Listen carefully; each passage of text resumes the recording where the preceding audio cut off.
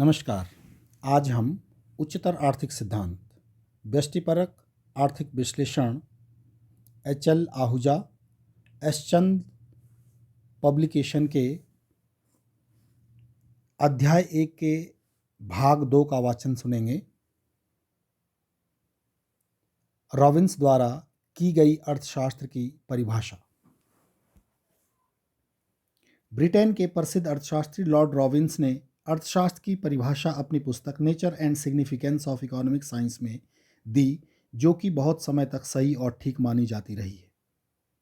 परंतु आजकल यह समझा जाता है कि रॉबिन्स की परिभाषा भी आर्थिक सिद्धांत की विषय वस्तु को ठीक तथा पर्याप्त रूप से व्यक्त नहीं करती। रॉबिन्स ने अर्थशास्त्र के स्वरूप के प्रचलित दृष्टिकोण को चुनौती दी। हमने उनके ऊपर विरोधों का उल्लेख किया है। वह अपने से पूर्व की स्वीकृत और विख्यात अर्थशास्त्र की परिभाषाओं को वर्गीकृत और अवैज्ञानिक कहते हैं। उनके मतानुसार भौतिक शब्द ने अर्थशास्त्र को अनावश्यक रूप से सीमित कर दिया है और अर्थशास्त्र की कल्याण की धारणा में व्यापकता और सूक्ष्मता नहीं है। रॉबिन्स का दृढ़ विश्वास है कि उसकी परिभाषा में इनमें से कोई भी त्रुटि नहीं पाई जाती है। रॉबिन्स ने अर्थशास्त्र की परिभाषा इस प्रकार की है। अर्थशास्त्र वह विज्ञान है जो अनेक उद्देश्यों और वैकल्पिक उपयोगों वाले दुर्लभ साधनों के संबंध में मानव व्यवहार का अध्ययन करता है। उपर्युक्त परिभाषा में उद्देश्यों से अभिप्राय मानवीय आवश्यकताओं अथवा इच्छाओं से है, जो कि असीमित हैं, परंतु आवश्यकताओं की तुष्टि करने वाले साधन दुर्लभ हैं। साधनों से अभिप्राय रुपए, समय, वस्तुओं तथा उत्पादन के साधनों से हैं। जब मनुष्य के साधन सीमित होते हैं और उनसे उसकी सभी आवश्यकताएं पूर्ण नहीं हो सकती, तो इसके लिए यह समस्या उत्पन्न हो जाती है कि वह किन आवश्यकताओं की पूर्ति करे और किन को अपूर्ण रहने दें। अतएव मनुष्य को आवश्यकताओं में चुनाव करना पड़ता है। रॉबिन्स के अनुसार मनुष्य की यही मूल आर्थिक समस्या है और इसी का अर्थशास्त्र में अध्ययन किया जाता है। रॉबिन्स द्वारा की गई उक्त परिभाषा अधिक प्रचलित रही है और यह अर्थशास्त्र का सार है और इसके सारे सिद्धांतों की आधारभूत भूमि मानी जाती है।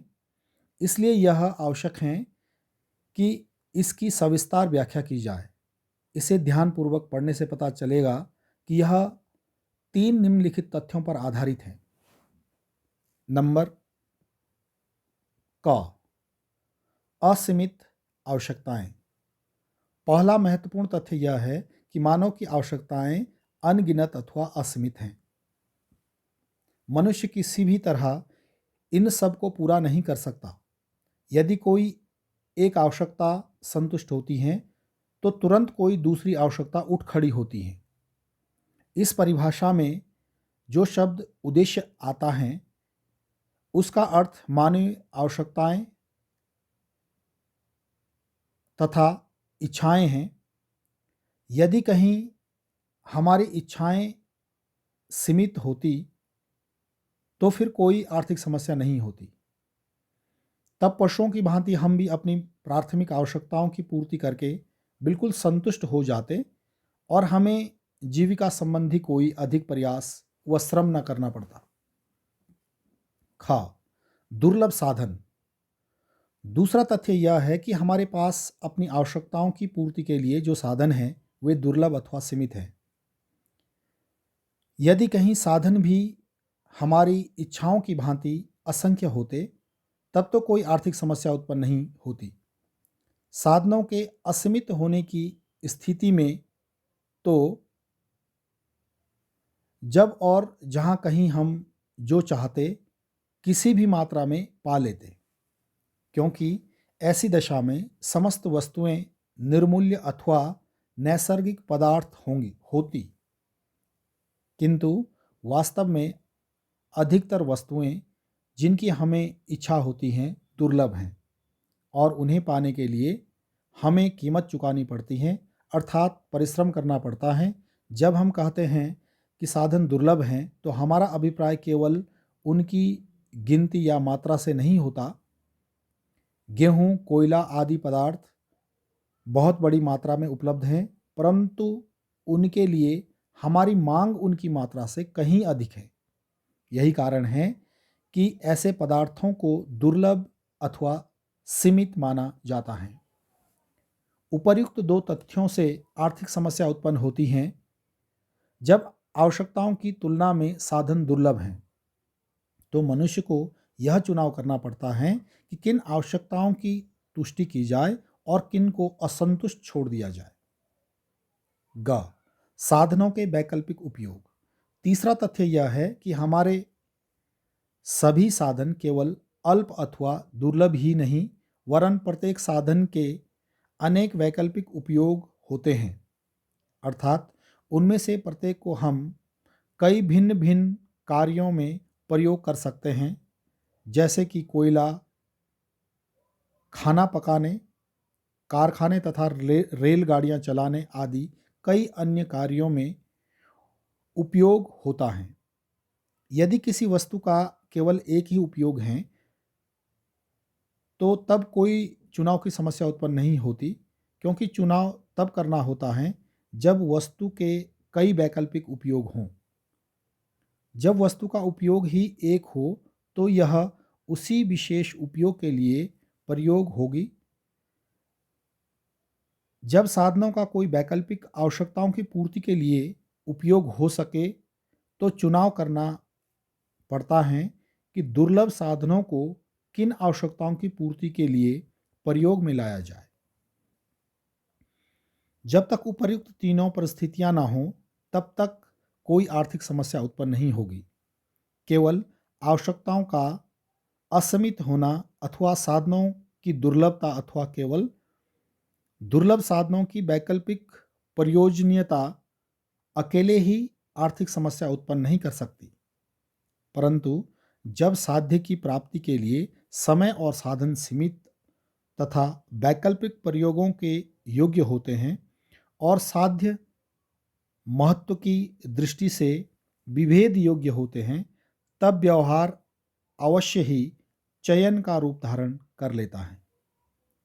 यह आर्थिक समस्या है और इसका अध्ययन करना ही अर्थशास्त्र का विषय है। रॉबिन्स के मतानुसार आर्थिक क्रिया अनेक साध्यों को पूरा करने के लिए मनुष्य द्वारा दुर्लभ साधनों का उपयोग है। साधनों का अभिप्राय वस्तुओं, पूंजी, भूमि, समय, द्रव्य अथवा किसी अन्य प्रकार की संपत्ति से हैं। वे सब सीमित हैं।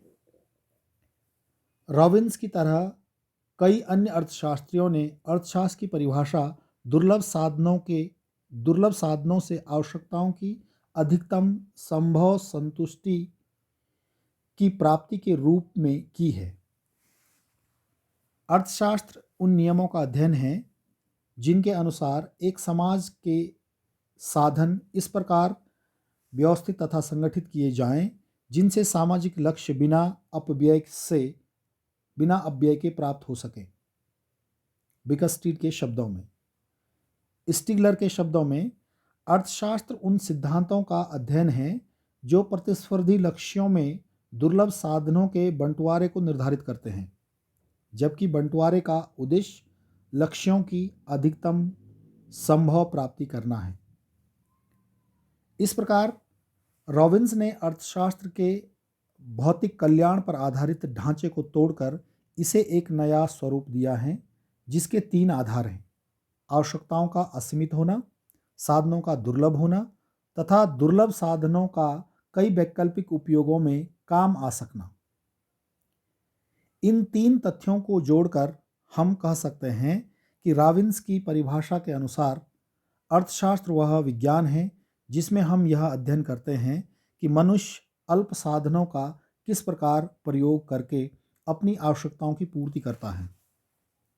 अर्थशास्त्र हमें बताता है कि हम अल्प साधनों से किस प्रकार अधिकतम लाभ उठा सकते हैं। रॉबिन्स का दृढ़ विश्वास है कि उनकी परिभाषा अन्य परिभाषाओं से श्रेष्ठ है। उनके विचार में यह अधिक वैज्ञानिक हैं, यह इसके क्षेत्र को बढ़ाती हैं, जबकि भौतिक परिभाषा अर्थशास्त्र को संकुचित करती है। यह कुछ ऐसे नियम सामने रखती हैं जो हर समय प्रत्येक स्थान पर सही है। जैसे कि विकस्टीड का कथन है, अर्थशास्त्र के नियम जीवन के नियमों की भांति हैं और उन क्षेत्रों में भी सत्य उतरते हैं जिनका कार्य, व्यवसाय तथा धन उत्पादन से किसी प्रकार का संबंध नहीं है। जब अर्थशास्त्र की इस प्रकार परिभाषा की जाती है, तब इस पर नीचता, धन से मोह अथवा कुबेर की पूजा का कोई आरोप नहीं लगाया जा सकता। इसको अब तक निकृष्ट विज्ञान भी नहीं कहा जा सकता। इस पर साधनों के चुनाव का कोई उत्तरदायित्व तो नहीं है। साध्य अच्छे हों या बुरे, इसका अर्थशास्त्र से कोई संबंध नहीं है। जहाँ कहीं साध्य अनेक हैं तथा साधन न्यून हैं, वहाँ अर्थशास्त्र का सीधा संबंध है। रॉबिन्स की परिभाषा का आलोचनात्मक मूल्यांकन। परंतु रॉबिन्स की परिभाषा के भी समालोचक हैं। मार्शल की विचारधारा का अभी अंत नहीं हुआ है। डार्विन, फ्रेजर, वुटन, वेवरिज जैसे अर्थशास्त्रियों ने मार्शल के अर्थशास्त्र के सिद्धांतों का बड़ा समर्थन किया है। वुटन का कथन है कि अर्थशास्त्रियों के लिए यह बहुत ही कठिन है कि वे अर्थशास्त्र के विवेचन से उद्देश्यों व साध्यों को पूर्ण रूप से हटा दें। फ्रेजर के अनुसार अर्थशास्त्र मूल्य सिद्धांत अथवा संतुलन विश्लेषण से कहीं अधिक है। यद्यपि रॉबिन्स की अर्थशास्त्र की धारणा अधिक वैज्ञानिक है, पर इसने अर्थशास्त्र को अव्यक्तिगत और नीरस तथा उद्देश्यों के प्रति तटस्थ बना दिया है। रॉबिन्स के विचार में संतुलन केवल संतुलन ही है। यह कहा जाता है कि रॉबिन्स ने अर्थशास्त्र को केवल मूल्य निर्धारण का सिद्धांत ही बना दिया और अर्थशास्त्र के अध्ययन के अन्य भागों की उपेक्षा की है। रॉबिन्स की परिभाषा पर निम्न आलोचनाएं की गई हैं। प्रथम, यह कहा गया है कि रॉबिन्स ने अर्थशास्त्र का जन कल्याण के से संबंध जोड़ने का बड़ा विरोध किया है, परंतु उसकी अपनी परिभाषा में जन कल्याण का विचार निहित है। यदि रॉबिन्स की अर्थशास्त्र की परिभाषा का विश्लेषण किया जाए तो यह कहना होगा कि इसके अनुसार व्यक्ति तथा समाज अपनी अनेक आवश्यकताओं की पूर्ति के लिए अपने दुर्लभ साधनों का उपयोग किस प्रकार करता है जिससे उसे अधिकतम संतुष्टि प्राप्त हो सके। अधिकतम संतुष्टि का अर्थ अधिकतम कल्याण ही है। दुर्लभ साधनों का अनेक आवश्यकताओं की पूर्ति के लिए आवंटन इस प्रकार किया जाना है जिससे समाज की आवश्यकताओं की अधिकतम संभव तुष्टि हो सके। व्यक्ति अथवा समाज की तुष्टि और कल्याण का विचार किए बिना दुर्लभ साधनों के उपयुक्त प्रयोगों की चर्चा नहीं हो सकती। दूसरे, रॉबिन्स की इस बात पर भी कटु आलोचना की गई है कि अर्थशास्त्र उद्देश्यों तथा साध्यों के प्रति तटस्थ है। बहुत से अर्थशास्त्रियों का यह मत है कि यदि अर्थशास्त्र को सामाजिक कल्याण तथा प्रगति का साधन मानना है तो इससे क्या अच्छा है और क्या बुरा है के विषय में निर्णय लेना होगा। अर्थात यदि अर्थशास्त्र को मानव की समृद्धि को बढ़ाने का साधन बनाना है तो इसे साध्यों तथा लक्ष्यों के प्रति निष्पक्षता को त्यागना होगा।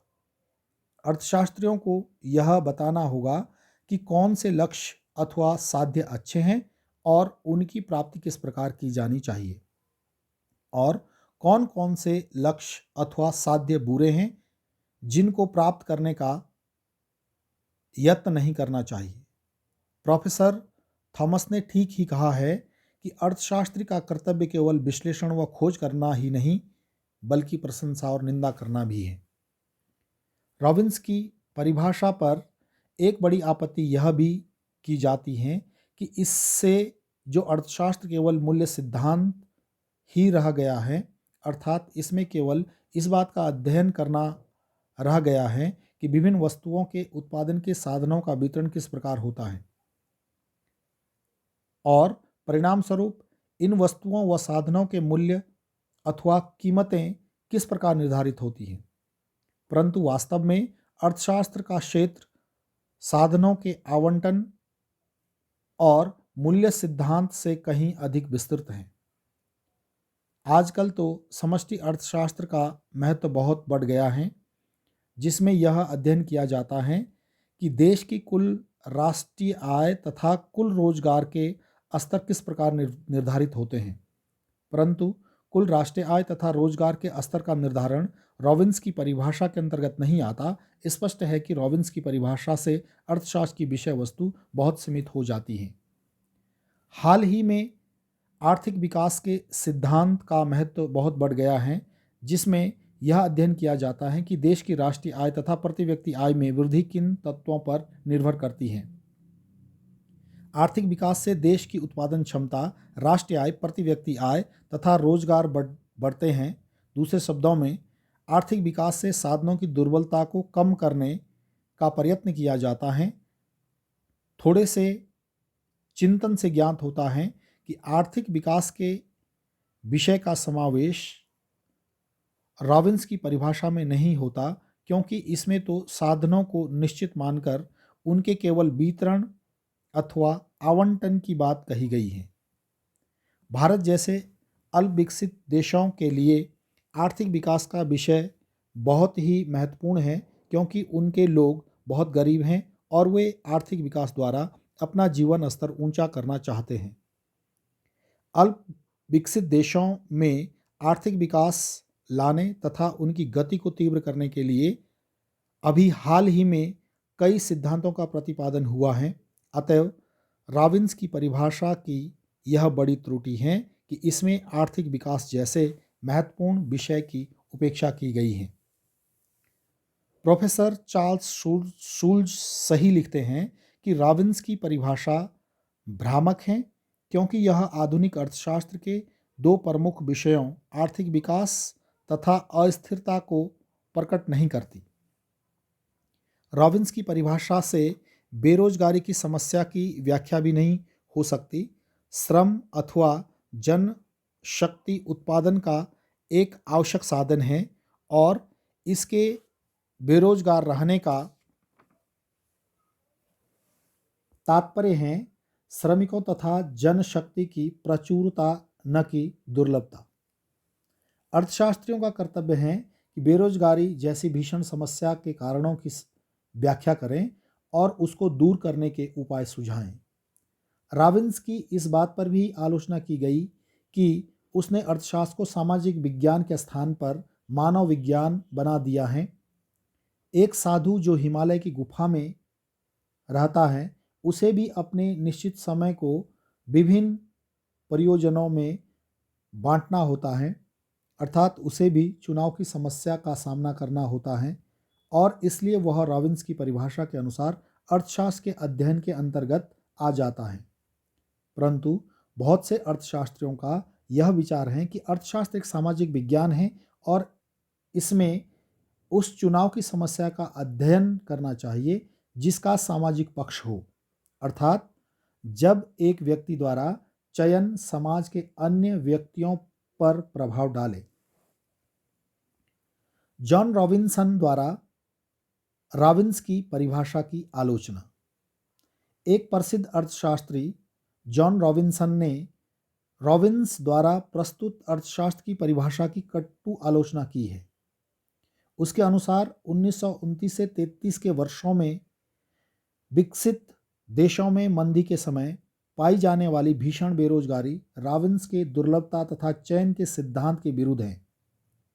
उसका कहना है कि एक ओर श्रमिकों में पाई जाने वाली अनैच्छिक बेरोजगारी तथा दूसरी ओर पूंजी स्टॉक का बड़ी मात्रा में अप्रयुक्त अथवा बेकार रहना साधनों की प्रचुरता को प्रकट करता है, न कि उसकी दुर्बलता को। कारण यह है कि ऐसी स्थिति में एक वस्तु की अधिक मात्रा उत्पादित करने के लिए किसी अन्य वस्तु को त्यागना नहीं पड़ा। रॉबिन्स की पुस्तक essays on the nature and significance of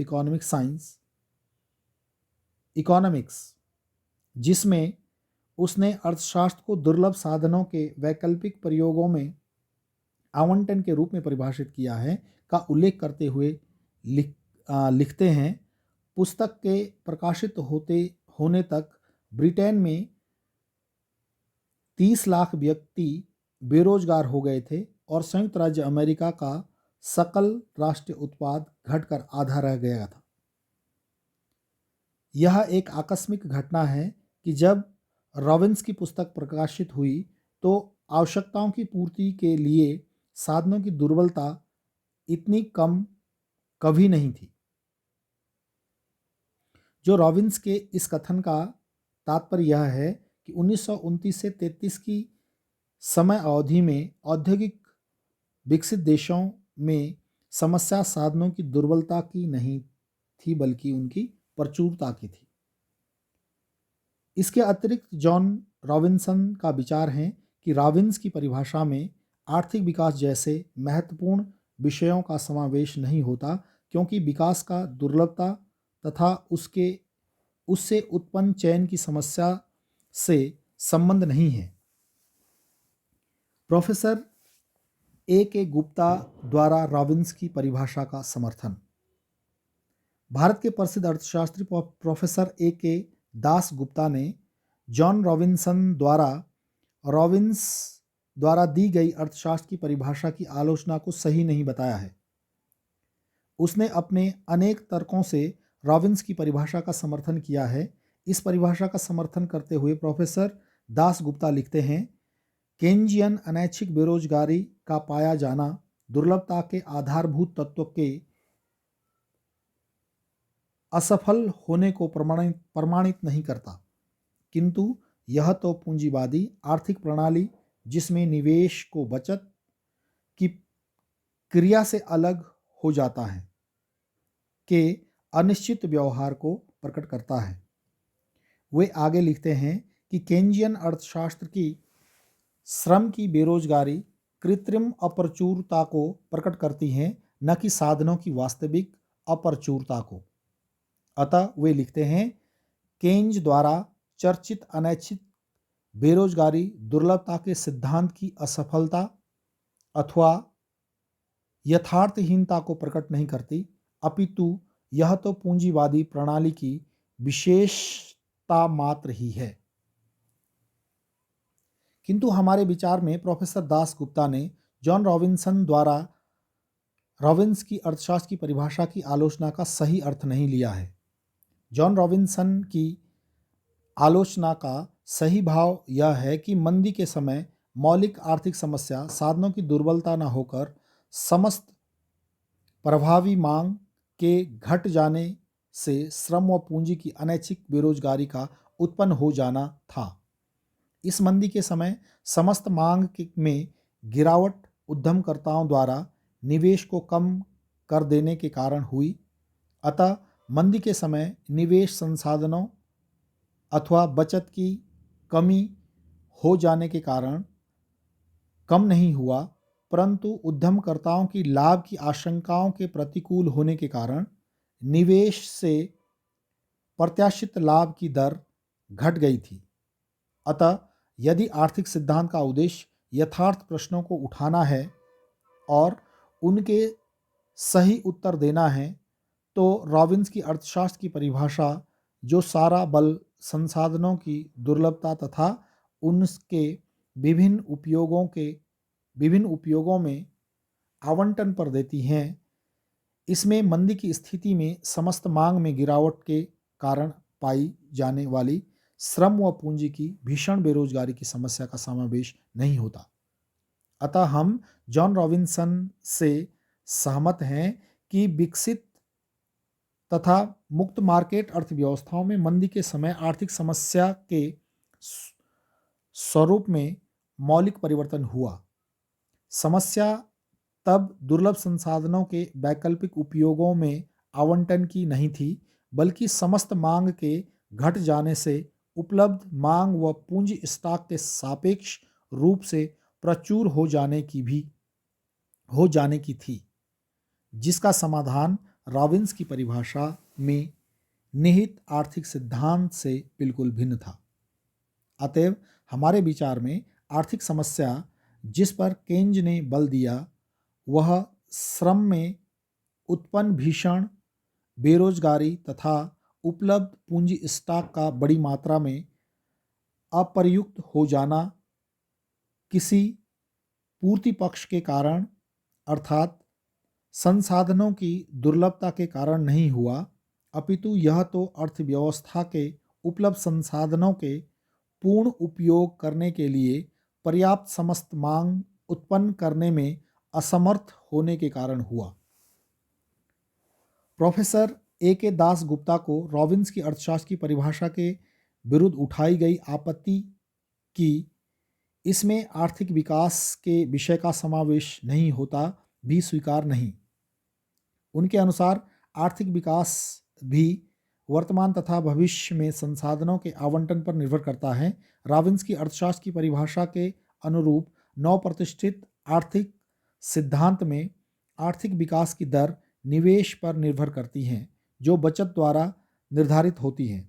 अतएव विकास की दर कितनी हो यह इस बात पर निर्भर करता है कि वर्तमान वर्ष में राष्ट्रीय आय से कितना उपभोग किया जाए तथा कितना बचाकर पूंजी पदार्थों के उत्पादन में निवेश करने के लिए प्रयोग किया जाए, जिससे भविष्य में अधिक उत्पादन तथा उपयोग संभव हो सके। दूसरे शब्दों में बचत तथा निवेश के विषय में निर्णय वास्तव में दुर्लभ संसाधनों का उपभोक्ता वस्तुओं तथा पूंजी पदार्थों में संसाधनों के आवंटन करने का ही है। जितनी अधिक मात्रा में संसाधन पूंजी पदार्थ के उत्पादन में लगाए जाएंगे, उतनी ही अधिक मात्रा में विकास की दर प्राप्त होगी। अतः प्रोफेसर दास गुप्ता के अनुसार आर्थिक विकास की समस्या दुर्लभ संसाधनों के आवंटन करने की समस्या ही है, जिस पर रॉबिन्स की परिभाषा बल देती है। किंतु हमारे विचार में संसाधनों की दुर्लभता वर्तमान तथा भविष्य में उनका आवंटन आर्थिक विकास के बारे में पूरी जानकारी नहीं देता है।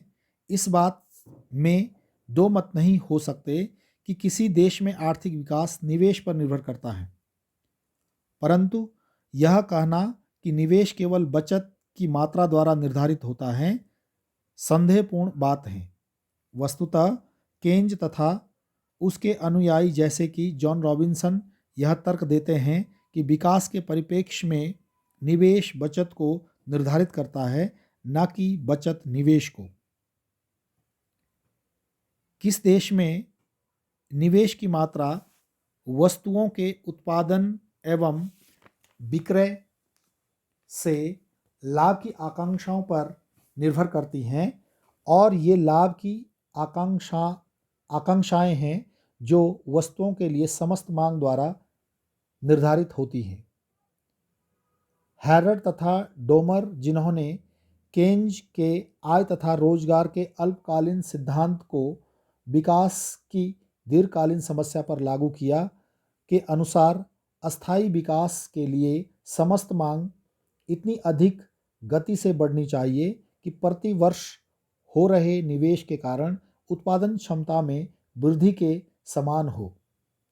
अतः निरंतर विकास के लिए यह आवश्यक है कि वस्तुओं के लिए समस्त मांग में पर्याप्त दर से वृद्धि हो रही हो। इस बात से इनकार नहीं किया जा सकता कि संसाधनों की दुर्लभता तथा उत्पादन के लिए उनका वर्तमान तथा भविष्य में आवंटन अत्यंत महत्वपूर्ण है, किंतु संसाधनों के आवंटन आर्थिक विकास के सभी निर्धारकों को प्रकट नहीं करते।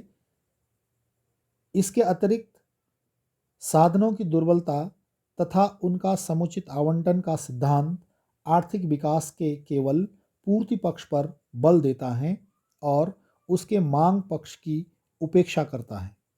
जैसा कि हम ऊपर बता आए हैं, निरंतर विकास के लिए मांग पक्ष उतना ही महत्वपूर्ण है जितना कि पूर्ति पक्ष। धन्यवाद।